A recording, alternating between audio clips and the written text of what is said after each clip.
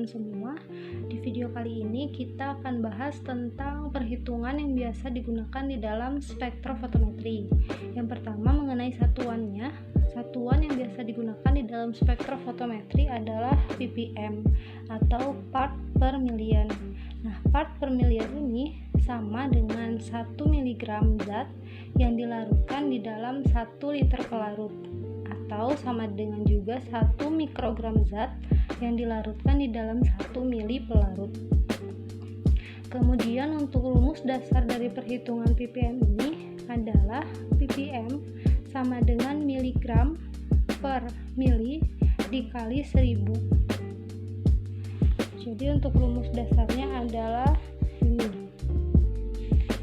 ppm sama dengan miligram per mili dikali 1000. Untuk contohnya, di sini berapa konsentrasinya atau berapa ppm ketika kita melarutkan 10 mg zat di dalam 100 mili pelarut.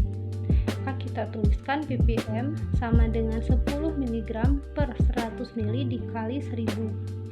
Ini 10 per 100 itu 0,1 dikali 1000. Maka ppm nya adalah 100 ppm. Seperti itu. Tetapi jika misalnya yang kita cari adalah miligramnya atau berapa yang harus kita timbang, maka rumusnya adalah miligram sama dengan ini dikali ke sini, ppm dikali mili dibagi 1000. Ini didapatkan dari rumus dasar yang ini. Contohnya, berapa sih yang harus kita timbang ketika kita akan membuat 1000 ppm larutan sejumlah 100 mili?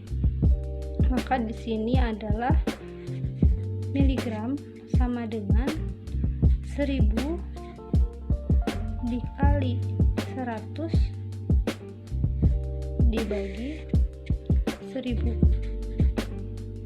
Ya, di sini adalah miligram, di sini adalah mili. Ini bisa kita coret, maka hasilnya adalah 100 mg. Untuk membuat larutan, di sini ppm.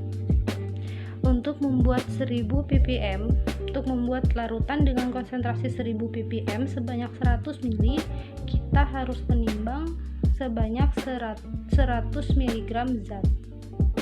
Seperti itu contoh untuk perhitungan menggunakan satuan ppm. Nah, perhitungan lain yang biasa digunakan di dalam spektrofotometri adalah perhitungan pengenceran. Rumus dasar dari pengenceran adalah V1 dikali N1 sama dengan V2 dikali N2. Nah, untuk V1 dan N1, V2 dan N2 ini jangan sampai tertukar. Untuk yang 1 atau V1N1 ini adalah larutan yang sudah kita punya. Untuk yang 2 atau V2 dan N2 ini adalah larutan yang akan kita buat. Contohnya, kita sudah menghitung ini. Kita sudah menghitung mendapatkan 100 mg larutan yang dilarutkan dalam 100 mili. Itu artinya 1000 ppm. Artinya larutan induk yang kita punya adalah 1000 ppm dan kita ingin mengencerkan menjadi 100 ppm misalnya. Maka larutan yang sudah kita punya adalah 1000 ppm. Itu dijadikan sebagai N1. Jadi di sini ditulis 1000. Kita ingin membuat yang konsentrasinya 100 ppm sebanyak misalnya 50 mili. Maka berapa mili larutan yang harus kita ambil dari yang 1000 ppm ini? Atau bisa kita baca juga berapa sih larutan yang harus diambil dari yang 1000 ppm ini untuk mendapatkan larutan 100 ppm sebanyak 50 mili. ppm di sini mili dan di sini ppm. Di sini adalah mili. Tinggal kita hitung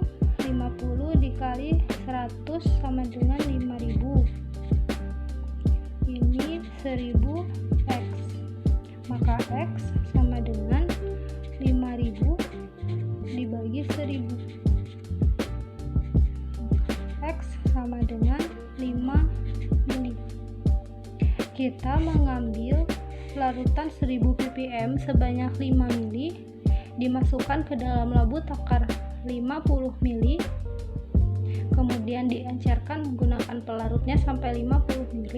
Yang kita dapatkan adalah larutan dengan konsentrasi 100 ppm ini. Kemudian jika contoh lainnya itu misalnya dari larutan yang 100 ppm ini kita ingin melakukan pengenceran bertingkat menjadi 10 ppm misalnya, maka di sini berapa sih yang harus kita ambil dari larutan yang 100 ppm untuk membuat misalnya 10 ml larutan dengan konsentrasi 10 ppm. Maka di sini X kali 100 sama dengan 100x sama dengan 10 kali 10 itu 100. Maka X adalah 100 dibagi 100. X sama dengan 1 mili. Dari 100 dibagi 100 sama dengan 1 mili. Jadi sebanyak 1 mili larutan yang diambil dari yang konsentrasinya 100 ppm itu akan menjadi larutan dengan konsentrasi 10 ppm sebanyak 10 mili. Nah, larutan ini yang biasanya nanti akan dianalisis menggunakan spektrofotometri, tapi itu kondisional, tergantung dari variasi konsentrasi yang kita buat. Tinggal kita ganti aja V2 nya berapa, N2 nya berapa. Jadi V ini adalah volume dan N ini adalah konsentrasi atau ppm. Sampai di sini dulu video kali ini, semoga bisa membantu teman-teman semua. Mohon maaf bila tulisannya tidak rapi. Assalamualaikum warahmatullahi wabarakatuh.